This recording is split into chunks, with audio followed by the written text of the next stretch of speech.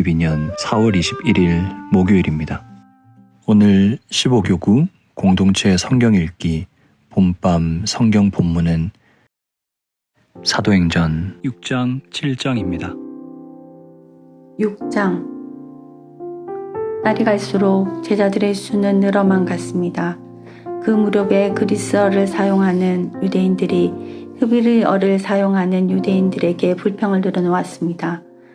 그것은 히브리어를 사용하는 본토 유대인들이 매일 음식을 나누어 줄 때 그리스어를 사용하는 유대인 가부들에게는 관심을 쏟지 않아 그들이 배급을 제대로 받지 못했기 때문입니다. 그래서 12 사도가 제자들을 모두 불러서 말했습니다. 음식을 나누어 주는 일 때문에 우리가 하나님의 말씀을 가르치는 일을 소홀히 하는 것은 옳지 않습니다. 그러니 형제 여러분, 여러분들 중에서 성령과 지혜가 충만하다고 인정받은 사람 7명을 뽑으십시오. 그 사람들에게 이 일을 맡기고 우리는 기도하는 일과 하나님의 말씀을 가르치는 일에 온 힘을 기울이겠습니다.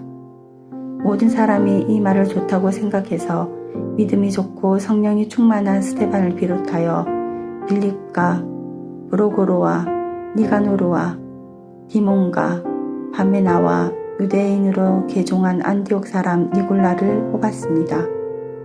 사람들이 이들을 사도들 앞으로 데려오자 사도들이 그 사람들 머리에 손을 얹고 기도했습니다.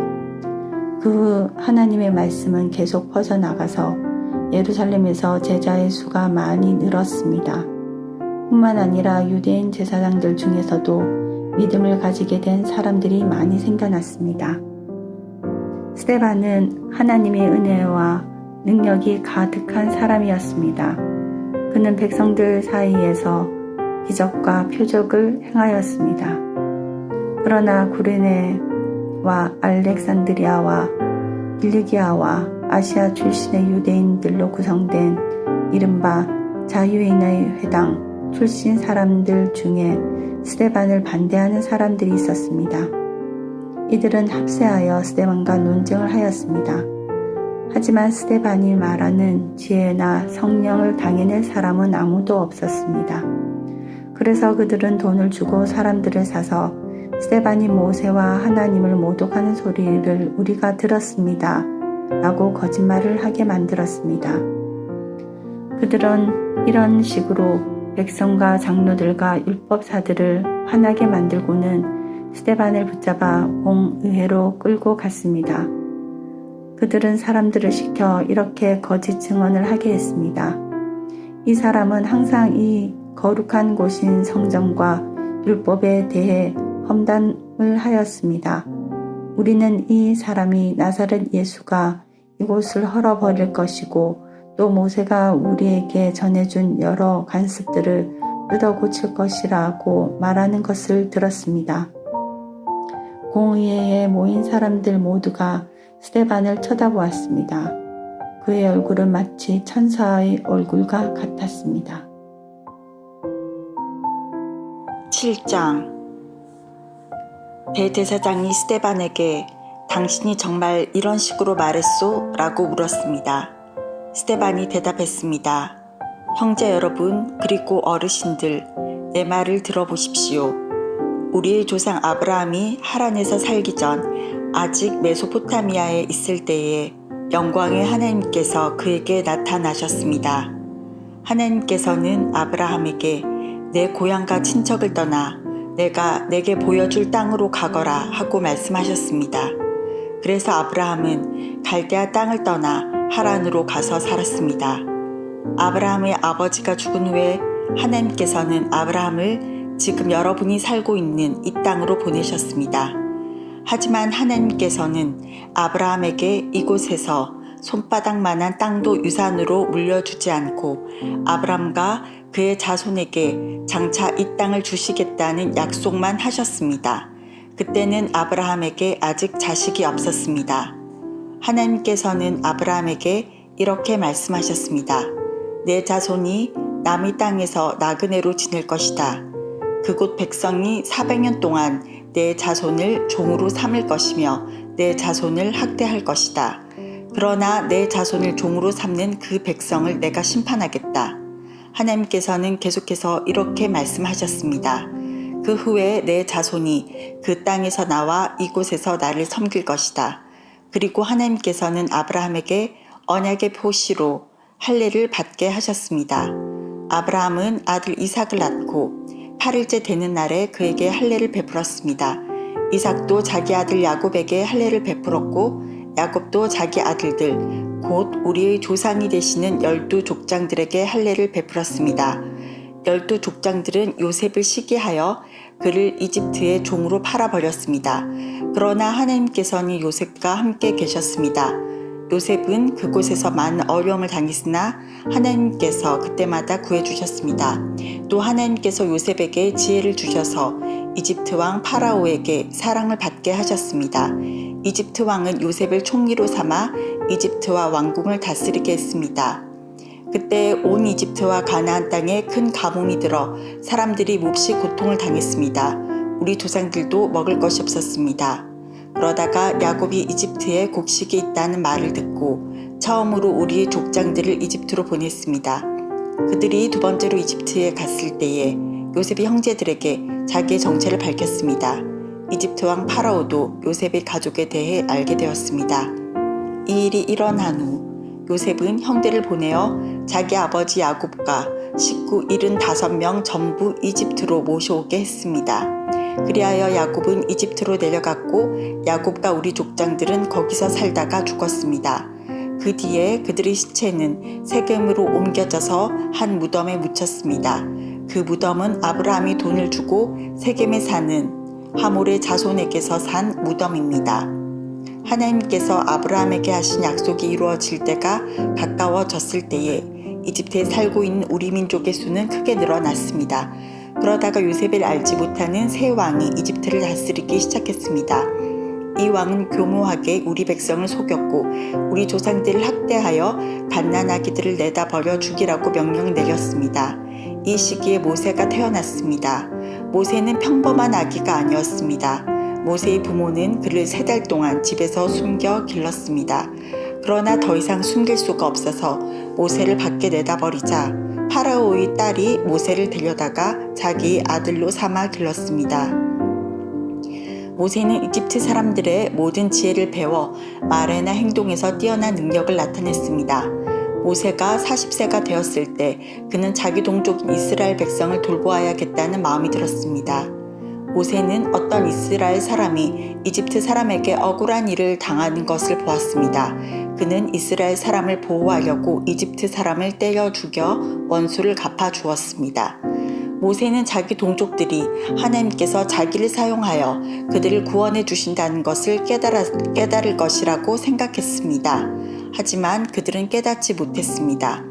이튿날 모세는 이스라엘 사람 2명이 서로 싸우는 것을 보고 그들을 화해시키려고 이렇게 말했습니다. 여러분, 당신들은 같은 동포인데 어찌하여 서로를 해치려고 합니까? 그러자 동료에게 해를 입히던 사람이 모세를 떠밀며 말했습니다.